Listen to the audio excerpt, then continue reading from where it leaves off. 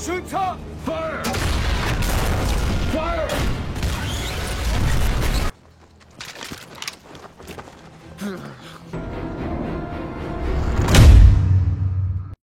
Halo sekawan, selamat datang di konten Ringkas Film.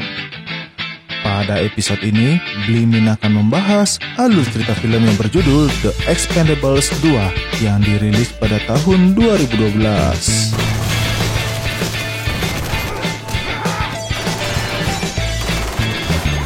Di film keduanya ini, Bernie dan timnya disewa untuk mengamankan sebuah data yang menunjukkan lokasi plutonium sisa perang Soviet.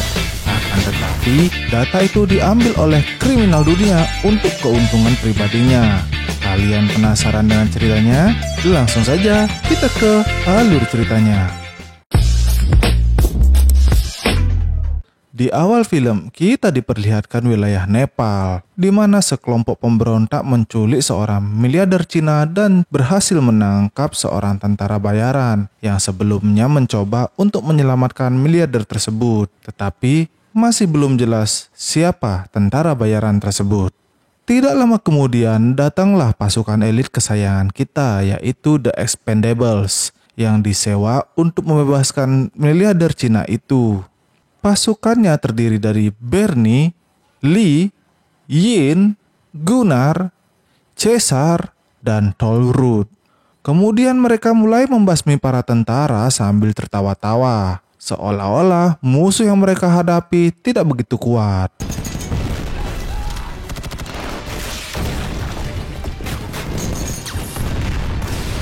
Ketika tim berpencar, Lee dan Bernie dihadapkan dengan salah satu helikopter yang tanpa henti menembaki mereka. Kemudian Bernie mengeluarkan ide cemerlangnya, yaitu menyalakan sepeda motor lalu menabraknya ke helikopter itu.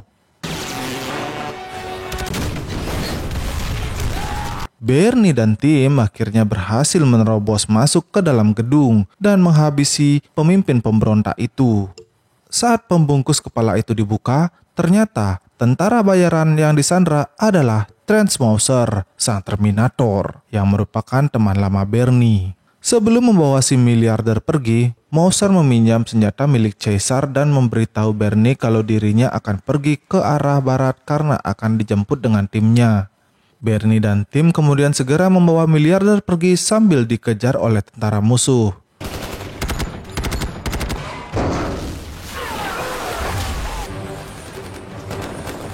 Saat mereka melewati hutan menggunakan perosotan tali, tiba-tiba tali Bernie dan Lee putus sehingga membuat mereka terjatuh dan dikepung oleh para tentara di sana. Sebelum keduanya ditangkap, para tentara ditembak oleh seorang sniper yang bernama Billy, seorang anggota baru di Expendables.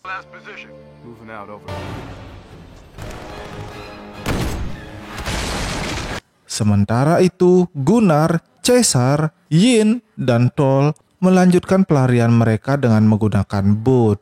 Di tengah kejar-kejaran dengan tentara, Lee dan Bernie datang menggunakan pesawat Expendables dan langsung menembaki musuh yang mengejar mereka.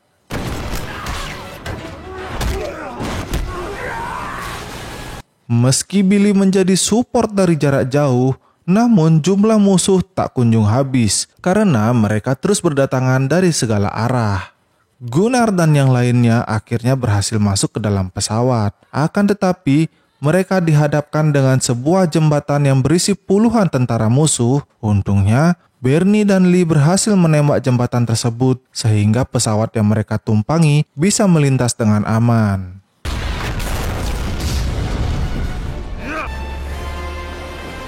Tetapi lagi dan lagi mereka dikejutkan dengan dinding bendungan yang membuat Lee berpikir Expendables akan berakhir. Akan tetapi untungnya Bernie menggunakan teknik rahasianya sehingga berhasil melewati bendungan tersebut dengan sangat mulus. Sesampainya di wilayah udara Cina, Yin kemudian mengambil tugas untuk mengantar miliarder tersebut kepada penyewa. Karena ini adalah tugas terakhir Yin dan ia akan membuat kehidupan yang baru dan pensiun selamanya.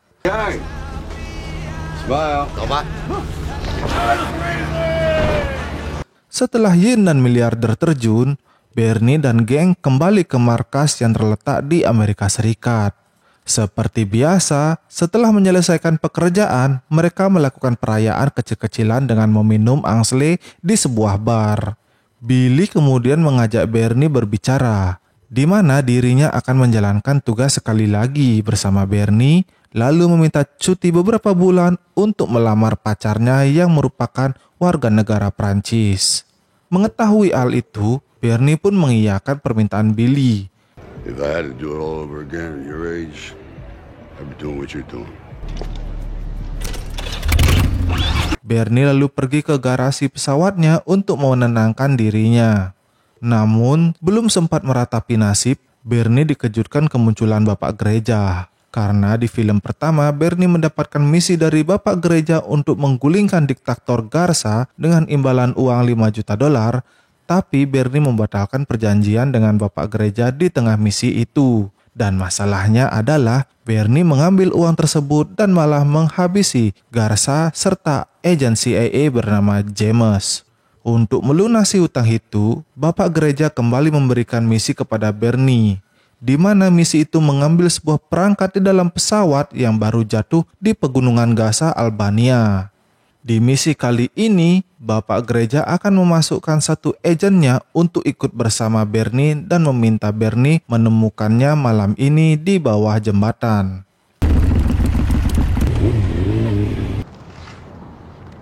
Hey. Setelah setuju, Bernie bertemu dengan agen bapak gereja yang ternyata seorang wanita yang bernama Maggie. Alasan Maggie untuk ikut karena dialah yang satu-satunya orang yang mampu membuka perangkat tersebut, yang mana kode akses perangkat tersebut akan berubah setiap 120 detik. Lalu Bernie menginfokan kepada Maggie bahwa timnya akan berangkat besok pada pukul 7 pagi. Keesokan harinya, Expendables dan Maggie melakukan penerbangan ke Albania. Dalam perjalanan, Billy menceritakan kepada Maggie tentang bagaimana dirinya menjadi seorang sniper yang pernah berperang di sebuah lembah. Peperangan itu merebut nyawa teman Billy dan ketika Billy berhasil selamat, ia mendapatkan perilaku kurang baik dari komandannya dan dari situlah Billy memutuskan untuk keluar dari tentara dan memilih bekerja dengan Expendables. I heard these guys were looking for someone and here I am. Sesampainya di pegunungan Gaza, mereka mendaratkan pesawatnya di pinggir sungai dan melanjutkan perjalanannya ke lokasi dengan berjalan kaki. Sebagai seorang sniper, Billy pun ditugaskan oleh Bernie untuk mengawasi tim dari tempat yang tinggi. Remember when you could do that? $1,000 you can't catch him. Come on, Flash. Bernie dan tim akhirnya berhasil menemukan bangkai pesawat yang sama sekali belum ditemukan oleh seseorang. Mereka juga berhasil menemukan perangkat canggih yang masih berada di dalam berangkas. Namun berangkas tersebut memiliki pintu otomatis sehingga untuk membuka pintu itu Bernie membutuhkan bantuan dari Caesar dan Lee. Ketika Bernie, Caesar, dan Lee menahan pintu, Maggie segera memindahkan data perangkat dan berhasil melakukan tepat sebelum mereka kehabisan tenaga.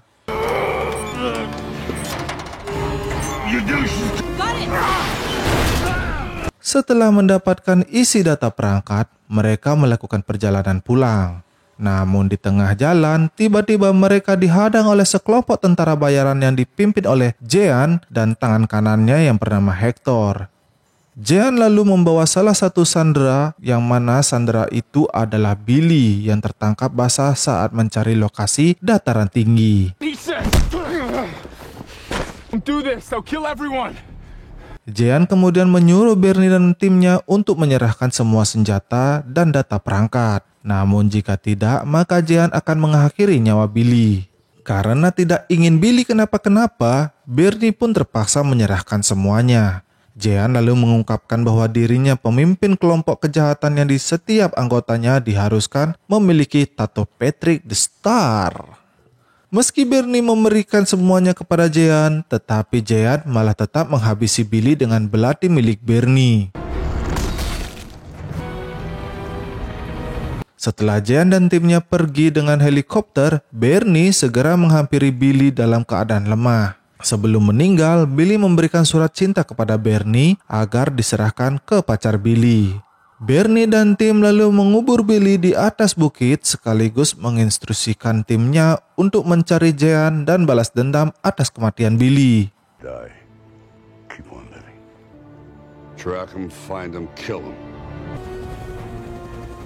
Sementara itu, Jean dan kelompoknya tiba di sebuah tambang peninggalan Soviet, di mana tambang tersebut memiliki gudang penyimpanan plutonium yang jumlahnya kurang lebih 6 ton. Dengan data perangkat itulah Jean dapat menemukan gudang plutonium. Karena data itu ternyata sebuah peta yang menunjukkan tata letak plutonium. Untuk menggali gudang tersebut, Jean mengambil ratusan orang di wilayah sekitar untuk bekerja paksa. Namun dikarenakan dalam 3 hari lagi ada seseorang yang akan membeli 5 ton plutonium dengan harga yang fantastis. Jean pun meminta Hector untuk mengambil semua penduduk desa termasuk anak-anak untuk kerja paksa. Most of the men from the villages. Good. I want the plutonium out in 3. Have people ready to pay 4 million a kid. Bernie dan tim kemudian melacak keberadaan Jean melalui radar pesawat. Di saat itu juga, bapak gereja menghubungi Bernie menanyakan tentang data perangkat. Akan tetapi Bernie malah marah dan memberitahu bahwa satu anggotanya telah tewas dibunuh oleh kelompok penjahat. Bernie juga menyindir bapak gereja yang sengaja mengirim expendable karena ia takut mati jika melakukannya sendirian. Bernie kemudian mendaratkan pesawatnya di sebuah peternakan. Lalu mereka melanjutkan perjalanannya menggunakan truk tua. Setibanya di klub malam, Bernie menemukan anggota kelompok kejahatan dan menghajar mereka untuk menggali informasi tentang Jean. A bit of classic. I say we... Setelah mengetahui lokasi Jean berada, Bernie meminta Lee mengambil persenjataan mereka yang masih berada di dalam pesawat. Sedangkan yang lainnya pergi menuju ke area pertambangan. Di tengah perjalanan, Bernie dan tim bertemu kota tua yang sudah lama ditinggalkan. Karena hari sudah mulai malam, mereka pun memutuskan untuk bermalam di salah satu bangunan yang kosong. Plan ahead, fellas. Hey Barney, I'm not done eating, man. Keesokan harinya saat Bernie dan tim hendak melanjutkan perjalanan, Tollwood dikejutkan dengan kedatangan pasukan penjahat yang tanpa basa-basi langsung menembaki mereka. Di tengah baku tembak, Bernie dan tim telah kehabisan peluru dan mulai pasrah dengan keadaan. Akan tetapi saat mereka putus asa, tiba-tiba ada seseorang yang menembaki para musuh dan berhasil menghancurkan satu tank musuh.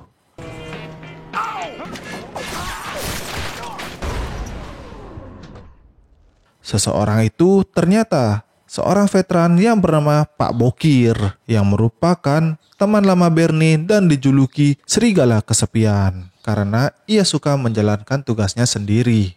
Bernie kemudian berterima kasih atas bantuan dari Pak Bokir yang ternyata sedang menjalankan misi untuk mengamati pergerakan seseorang.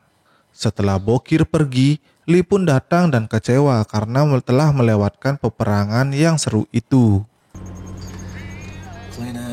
Bernie dan tim kemudian melanjutkan perjalanannya ke tambang. Saat mereka sampai di sebuah desa, tiba-tiba mereka ditembaki oleh warga sipil yang berisikan wanita semua. Maggie sebagai seorang wanita kemudian menenangkan para wanita tersebut dan mengungkapkan kedatangannya ke sini untuk membasmi para kelompok jahat. Mengetahui hal itu, seorang wanita mengajak Bernie untuk melihat anak-anak yang bersembunyi agar tidak diambil oleh kelompok itu. Wanita tersebut memberitahu Bernie bahwa kelompok jahat itu telah mengambil semua pria yang ada di desa dan kemungkinan mereka akan kembali untuk mengambil anak-anak dan para wanita.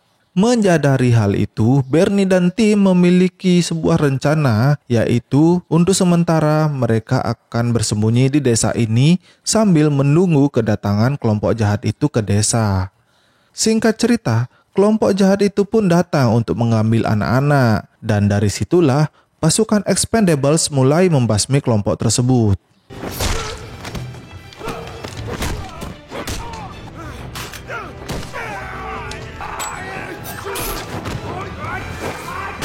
Sementara itu, Jean dan Hector berhasil menemukan plutonium dan mengangkutnya ke atas truk.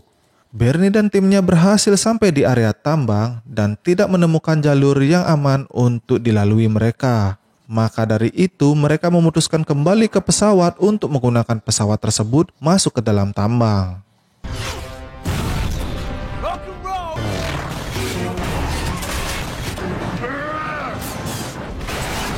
Setelah berhasil masuk ke dalam tambang yang membuat pesawat expendable hancur, Bernie dan yang lainnya mulai menghabisi para penjaga yang masih ada di dalam. Akan tetapi, Jehan sudah pergi lebih dahulu membawa plutonium itu. Tidak cuma itu, Jehan juga meruntuhkan tambang itu di mana membuat para pasukan expendables dan para pekerja terjebak di dalamnya. Gunnar yang pernah mendapatkan gelar ahli kimia kemudian menunjukkan aksinya untuk membuat bom. Akan tetapi, bom tersebut tidak meledak dan sampai akhirnya datanglah Trance yang menggunakan alat pengebor untuk menyelamatkan mereka. I'm back. Ketika Bernie dan Trance sedang mengamati para pekerja tambang yang berbahagia, tiba-tiba Bapak Gereja datang dan mengungkapkan kalau dia akan bergabung mengalahkan Jehan. Bapak Gereja, Trance, dan The Expendables kemudian menggunakan helikopter untuk mengejar Jehan yang sedang menuju bandara. Ketika di bandara, mereka langsung menembaki pasukan Jehan. Akan tetapi, truk yang Jehan tumpangi terlalu besar, sehingga dengan mudah menerobos masuk ke dalam bandara. Dan dari sinilah, pertempuran besar pun terjadi.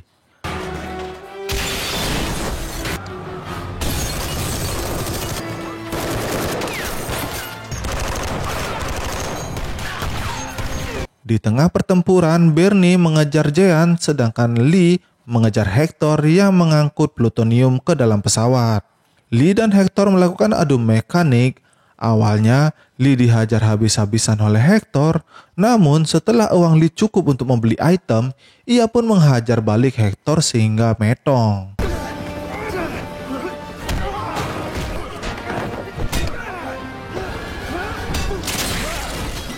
Sementara itu, Bernie berhasil menemukan Jehan yang sedang bersembunyi di gudang mesin. Dikarenakan peluru senjatanya habis, ia pun mengajak Bernie untuk duel tangan kosong. Mendengar tawaran menarik itu, Bernie pun setuju dengan tawaran itu dan pertarungan pun dimulai.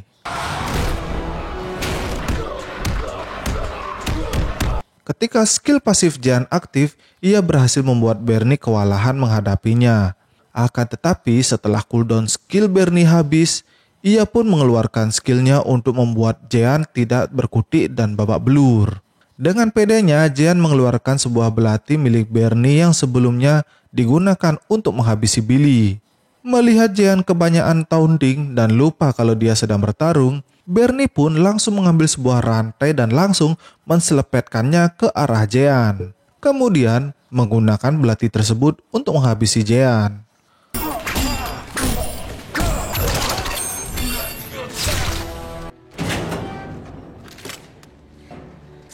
Bernie lalu memberikan kepala Jehan kepada Bapak Gereja sekaligus berhasil mengamankan plutonium. Di sini Bernie bertemu kembali dengan Bapak Bokir yang memilih untuk bergabung dengan Bapak Gereja. Dikarenakan Bernie menjalankan misi dengan baik, Bapak Gereja memberikan Bernie bonus berupa pesawat bekas. Setelah menyelesaikan tugasnya, Bernie memberikan surat cinta dan uang ratusan ribu dolar milik Billy kepada pacarnya yang berhak mendapatkan dari hasil kerja Billy. Dan film pun berakhir.